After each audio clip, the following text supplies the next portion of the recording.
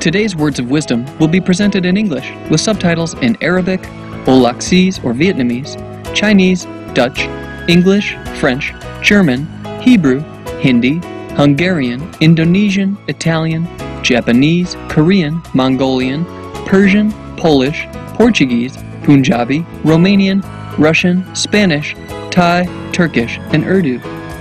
More languages are available online.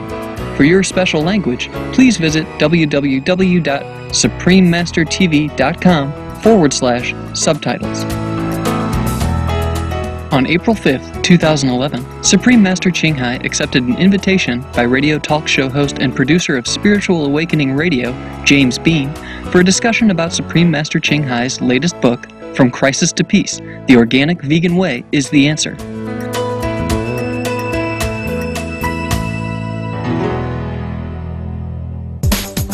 On his blog, Gaia, at santmat.gaia.com, Mr. Bean, who is also a comparative religion scholar and book reviewer, shared the 7 things which he believes. God is real, God is love, all the world's scriptures teach about the same manifestation of God as an inner mystical light and sound. Our true identity is soul, the self. We can experience God's love during meditation and can rise above the body consciousness to explore the kingdom of the heavens within. And finally, our purpose of life is fulfilled when we are initiated into the mysteries of the Spirit by a living teacher or Sant Satguru. To share the wisdom of the Masters, the richness of the world scriptures, and the diverse spiritual paths and world religions, Mr. Bean started to produce his own programs on Spiritual Awakening Radio, which is a weekly program broadcast on HealthyLife.net radio network. Founded by Linda McKenzie in 2002, HealthyLife.net was one of the first live all-good-news radio stations on the internet. It initially broadcast 5 days a week, and 2 years later, HealthyLife.net has over 2 million listeners worldwide in 49 countries, broadcasting 24/7. Today, it has millions of loyal listeners in over 100 countries, reaching over 1,200 cities throughout the U.S. HealthyLife.net radio is also syndicated on many internet radio streams, private radio networks, and is available on Wi-Fi, PDAs, and smartphones. We now invite you to listen to part 1 of Interview with Supreme Master Ching Hai by James Bean of Spiritual Awakening Radio, which was broadcast on April 26, 2011. Supreme Master Ching Hai's lectures are not a complete meditation instruction. Please do not try alone. For free of charge guidance, please visit www.godsdirectcontact.org or contact any of our centers near you. It's time for spiritual awakening. There's not just one religion, there are thousands. After years of being concerned that too few voices, too few points of view are getting heard when it comes to spiritual paths and world religions, that the radio airwaves were not reflecting the diversity that really exists, I started producing my own programs exploring the world of spirituality, comparative religion, mysticism, meditation, and books, bringing to the airwaves the gentle voices of saints, the wisdom of masters or mystics, world scriptures, sacred texts, the great spiritual traditions and classics of the East and the West. My name is James Bean. My guest today is Supreme Master Ching Hai, environmentalist, humanitarian, peacemaker, and spiritual teacher. Welcome to Spiritual Awakening. Hi, James. Nice to connect with you today. Nice to see you again. Thank you. Yeah, it's nice to be with you today. I am becoming optimistic that the world is beginning to understand the connection between diet, health, and climate change. All new ideas are resisted at first, of course. The first time a truth is spoken, it's regarded as heresy. But if it continues to be spoken, and it really is the truth, it eventually will be embraced. Perhaps reluctantly at first, but it will eventually prevail. My sense is that there will be some additional traumatic events making the headlines, more glaciers melting, more earthquakes, droughts, mudslides, and so on. But eventually, even the most resistant to change will be convinced. I was debating with someone at Facebook recently about climate change and said to them that some leaders are still in denial about climate change, but their grandkids won't be. Supreme Master Ching Hai, you were one of the early voices, one of the few spiritual teachers in the world, leading the way on this issue of diet and climate change. Years ago, back before this information was widely known by many, how did you come to adopt the vegan diet? How? Yes, you know, my grandma practiced vegetarian. Actually, when I say vegetarian, I meant vegan. In Vietnam, we don't know much about cheese stuff anyway, yes? Except some children, babies. If the mother doesn't have enough milk or some problem with the mother, then they took cow's milk, yes? Yes. And all the Buddhist monks I met were all vegetarian. That was in my childhood, yeah. I study also many contemporary scriptures, especially Buddhism. It was from world religions, doctrine. And there is a voice always within us, you know, right, James, that we should abstain from harm to others, yes. And it just often suppressed the voice due to circumstances and background. Otherwise, I think everybody knows vegan is the best for all of us and for the planet. Right. And how did you come to know of this link between the vegan diet and climate change? Is this really intuition, inner guidance, knowledge from within during meditation that there'd be this need to reach out to the world and to sound the warning, if you will, you know, about the link between diet and the environment? Yes. It's also first by intuition. You know, some days when just say one day, I meditate and suddenly I was startled by some real grave images and information that comes flooding in, yes? Like, okay, there's methane gas, there is, you know, carbon dioxide, there will be catastrophic consequences from the meat industry, for example, yes? Yes, and then, of course, I do research to confirm the facts. You know how people need evidence and facts, yes. They don't just believe you. There is a law anyway of cause and effect.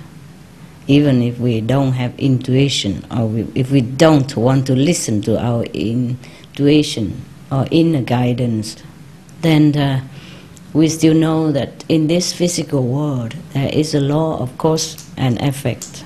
There are physical evidence everywhere we turn. As the Bible says, as you sow, so shall you reap.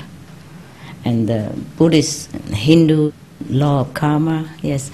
Just sow an apple seed, for example, then we will have an apple tree, and then apple fruit. That's very simple. In your new book, From Crisis to Peace, you mentioned, due to all inhabitants of the world's good karma, this beautiful planet was created. But if it's all covered up by the new bad karma, then the planet and or the inhabitants will perish. Recently, we have heard you speak about GQ, or God quality, and that it is our unwise decisions which have covered up our God quality. What does GQ fully mean? GQ is God quality, yes, the light. That is the quality of God. That's why we must find the light. We must find the source of the light, which is God quality, and which is also our original quality. God quality means the original, untarnished nature of the universal power of love. This power is inherent in all beings, humans and non-humans, even plants, trees, even rocks, minerals. The more GQ a being has, or recovered, yes, the more loving, the more selfless, and more noble that being would be. How can we improve our God quality in order to bring the planet back to its original beautiful state? Yes. Simple. Be veg, go green, do good. And of course, you know already. Better still that we should get in touch with our source of power, of love and protection through meditation on the light. First, we have to be connected with the light, you know, the way you are. Yeah, the best and the fastest is the light and sound method, yes, which you yourself practice through a competent guide. I also practice this inner God, light and sound, and show how to worldwide people when they ask. Right. Light is our essence. Light is God quality. So if we see the light, if we're connected with the light, then we are assured of our God quality, not to be covered, and that we live with this daily. And we can even uncover more and more of this GQ within ourselves by the practice of the light and the sound combination. I have a copy of your new book, From Crisis to Peace. Wow, you are very up to date. I'm up to date. It's still warm. Ink is drying. In the book, From Crisis to Peace, you also plead with the world, saying how I really want to embrace the leaders and non-leaders, people of the world, and tell them, wake up, wake up. I want to embrace them and tell them, wake up now. Wake up, my love. Wake up, my friend. Save yourself. I understand that you believe all world leaders should help their citizens wake up by implementing the vegan law in their countries. Tell us about the proposed vegan law. Yes. Well, I do believe this, you know. I do believe that vegan will save the planet. And I do believe that the government leaders, the world leaders, can bring it into fruition, and make it into law even. We just need a little push from government and the media to make it come true. People are ready. As I said, we have a voice. We have a voice within, which tells us to be kind to all beings.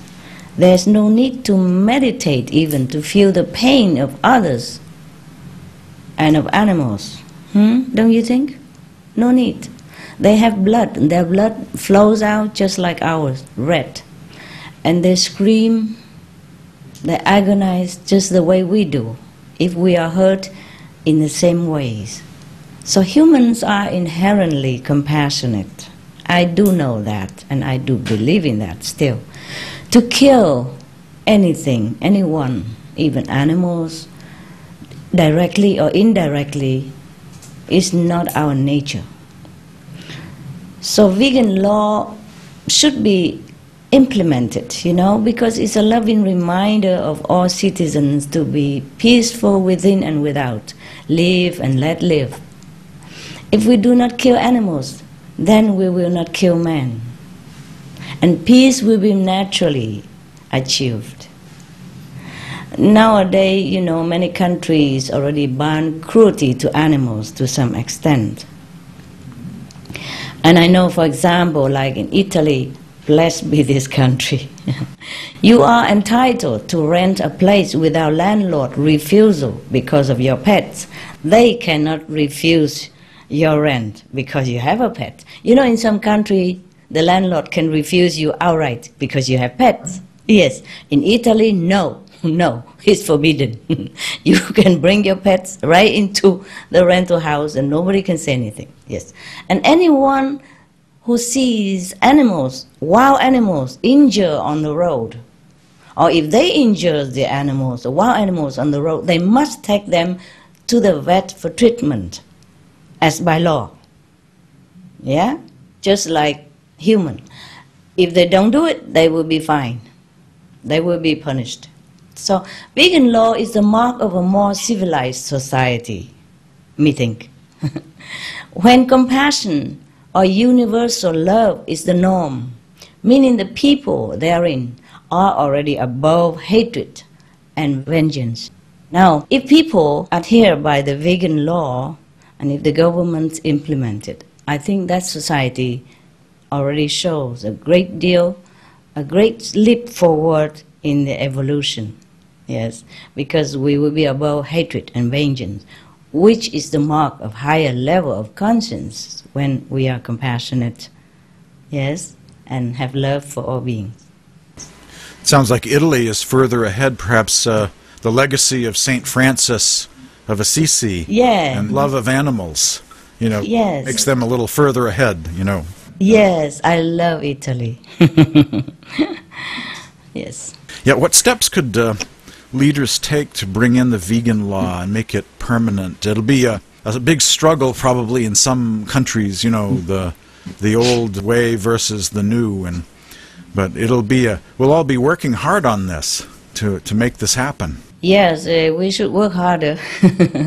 Media is one of the tools that the governments can use, like magazine, newspaper, TV, radio, internet, ads, posters, flyers, grassroots information, to explain to people the harms of animal diets, because they are harmful. The animal diets is harmful to our health even. And the government should subsidize only organic vegan, you see? Vegan at least, nah? Best is organic vegan because it's also absorb the CO2 in the air. Best is organic vegan production and farming. Give info to people, train people to go into this direction, encourage vegan supply shops and restaurants, cafe, bistro, etc., no, imbis, yes, or even fast food, and be a vegan example themselves, the leaders, yes, and be open about the new exciting vegan lifestyle. There's no use being vegan and stuck in the closet. Nah? There's nothing shameful about being vegan. It should be a celebration of goodness and nobility and the greatness of that leader. I applaud and salute any leader who gone vegan. Yeah, better still, they should be open about it, so that other people will follow their examples. To be a leader is to be an exemplary torch bearer of the truth and of goodness, right, James? Hopefully, to encourage positive change. Yes, the people would follow a leader. That's why they voted for them. No? Don't you think so? Right. So, and this will offer a lot of new jobs even for people. Yes? Because nowadays with economic trouble and unemployment and things like that, so I think vegan and new green energy will open a lot of new doors for employment, and it's exciting. And they should create even one special unit for vegan trend and for citizens' health reason, you see, tax saving reason, world saving reason, planet rescuing reason. These are good enough already for any government to implement this vegan law. Yeah? Right. The cost of healthcare, reducing the cost. Yes, that we didn't even mention yet. You're right. How much it costs, everything else, yes? Now, smoking ban indoor and alcohol are even more difficult, you see, as people are addictive and nothing can replace alcohol or tobacco for them, you see? But the world government did it, they made it, see? Yeah. And nowadays, I saw one of the community building, they begin to even forbid even smoking outdoor and indoor as well. Even inside people's house, private house. Wow, I am so happy. You see, people comply, you see? Government made it. In many cases, alcohol ban even successful also. You see, nowadays, alcohol is less than everywhere and less accidents even, Right. Less heart attack. The results is evidence everywhere. So see, people will comply if they are informed about what's good for them. They will know the government's best intention, genuine interest in the citizens' well-being. It will work. We need the courageous and wise leaders. That's it. They have to get out of the roots and do it. Yep, like pollution laws and smoking and Yes.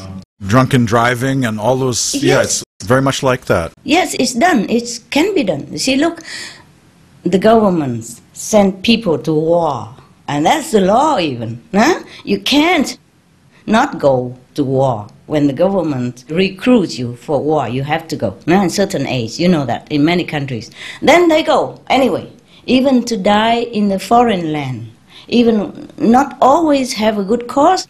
People can still be talked into sacrificing their precious lives, which they have only one, for war here, you see? So now vegan law is to live longer, live healthier. Yes, protect the environment, save precious rainforests and dwindling water resources.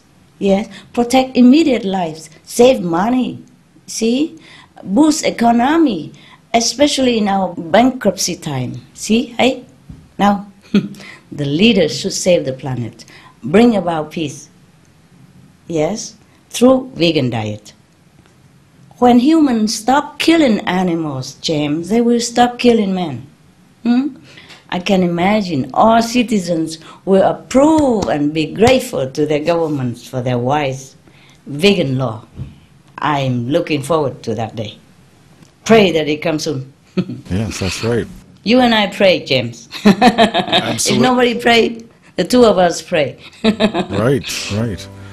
Some of the benefits of a vegetarian diet: lowers blood pressure, lowers cholesterol levels, reduces type 2 diabetes, prevents stroke conditions, reverses atherosclerosis, reduces heart disease risk 50%, reduces heart surgery risk 80%, prevents many forms of cancer. Stronger immune system, increases life expectancy up to 15 years. Higher IQ, saves 70% of a total cost of $40 trillion for reducing global warming. Uses 4.5 times less land to grow food. Conserves up to 70% clean water. Saves 80% of the cleared Amazonian rainforest from animal grazing. A solution for world hunger. Free up 3.4 billion hectares of land. Free up 760 million tons of grain every year, or half the world's grain supply. Consumes 1/3 fossil fuels of those used for meat production. Reduces pollution from untreated animal waste. Maintains cleaner air. Saves 4.5 tons of emissions per U.S. household per year. Stop 80% of global warming.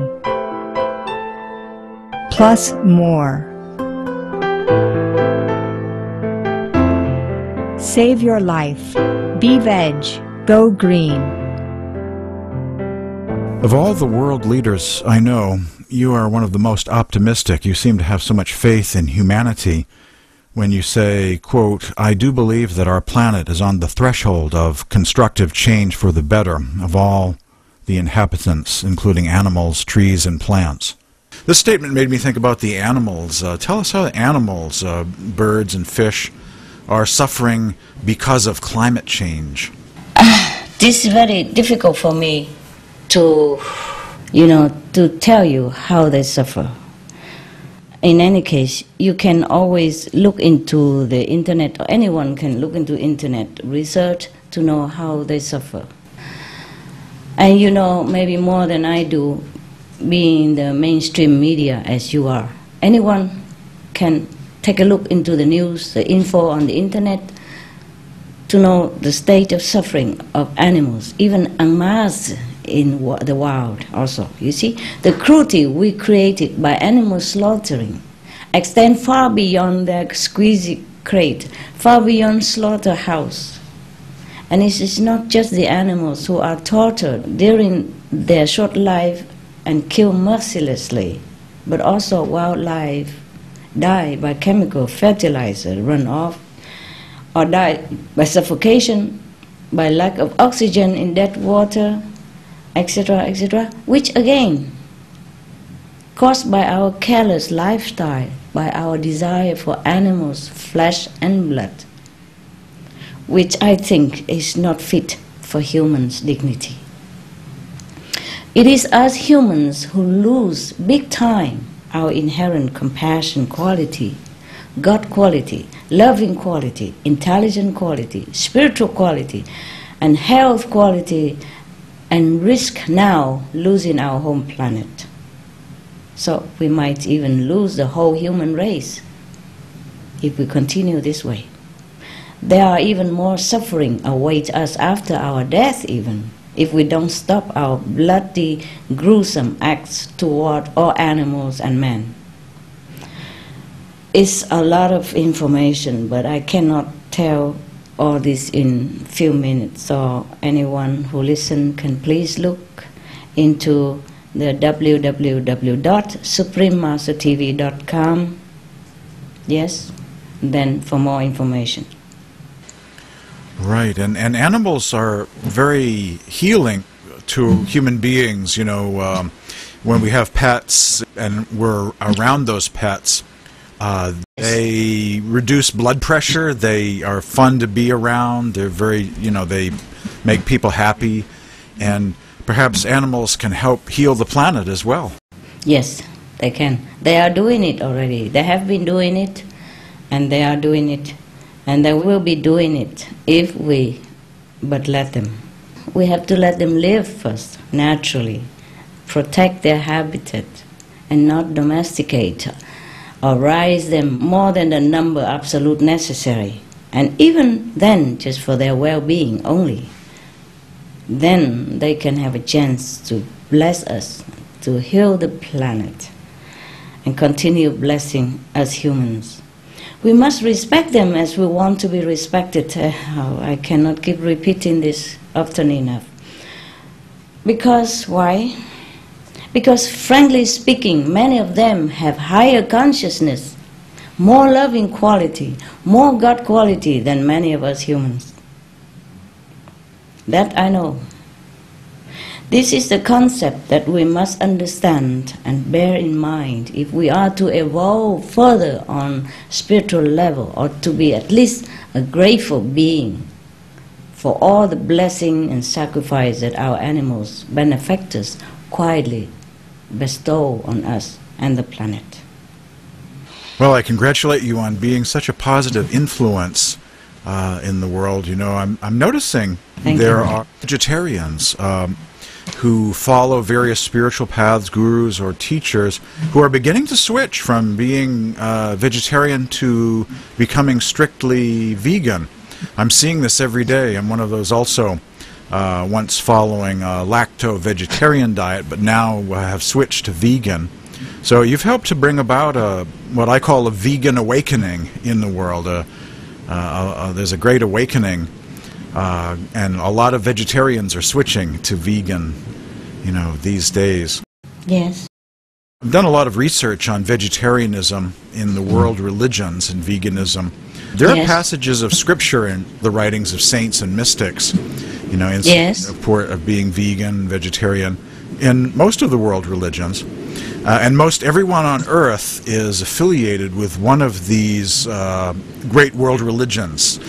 Thus, the more vegan Buddhist movements, more vegan Hindu groups, Radhaswami groups, vegan Christian movements, the greater and greater the numbers of people will be switching to a vegan diet based on their religious connections. So that's really my strategy, convince the religious communities and the world will go vegan. How can we convince more spiritual groups to switch to vegan? It's a very good strategy, James. Very good. You're smart. Let's do it. You are doing it, yes. We just hope more people will help to do the same or similar in their capacity. Yeah. But you know, I don't blame any of humans. People are not well informed, James. And concerning the vegetarian diet that you have followed, it must have been from maybe San Mart or Bias, yeah? Yes. Most religious group or teachers are originated from India, you know, right? Blessed be that ancient land of sages and saints. I worship that land. You know, the people who follow a vegetarian diet are already good, very, very good. James, yes? As in India, especially in the old time, cows are loved and even worshipped as second mother to children. Not slaughtered for meat like in other countries, yes? So, and they give milk naturally, you see? They give milk naturally. So the lacto diet came from there, yeah? The cows live in natural environment. It's okay to take that kind of milk of the cheese from there, if the cow just give lovingly and willingly, naturally, you see? And sometimes the cows have too much milk, they also have to give out some so that they feel more comfortable, yeah? Yep. The cows live there in a natural environment. Well, I'm not sure right now at the moment, but when I was there, James, in India, I saw cows walking all over on the street, in the building compounds, and people let them be. And if the cows on the street laying there, they just have to wait, you know, or talk to the cow, tell the cow to move, yes, before the cars continue. You see, when I was there, it's not long ago, maybe almost 30 years ago, no? Something like that. Yeah, it's still like that, yes.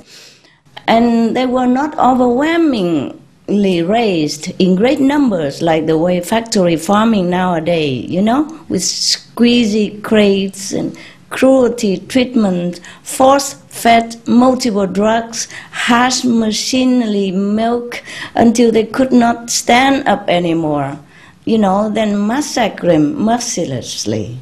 This is not the way we should take dairy product. You see, that's what it is. You see, the Indian people, they did not know this. This kind of treatment they never had experienced before. So, of course, in India, they follow lacto diet, and it's normal. You see what I mean? Yes. So we can understand why the people still follow a lacto-veggie diet in some part of the world, or in India, yes.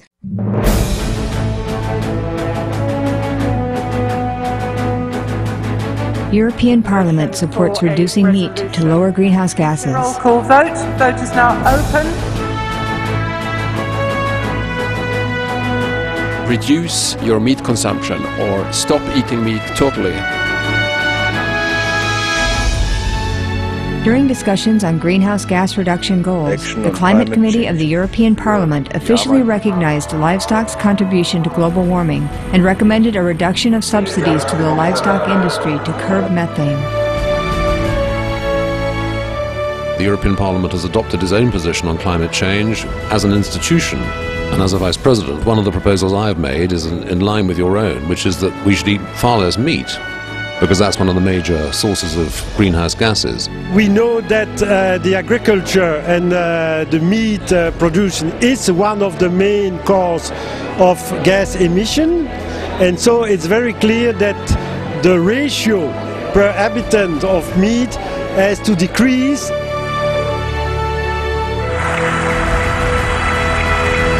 My name is Jens Holm. I'm a member of the European Parliament. Please, be veg, go green, save the planet.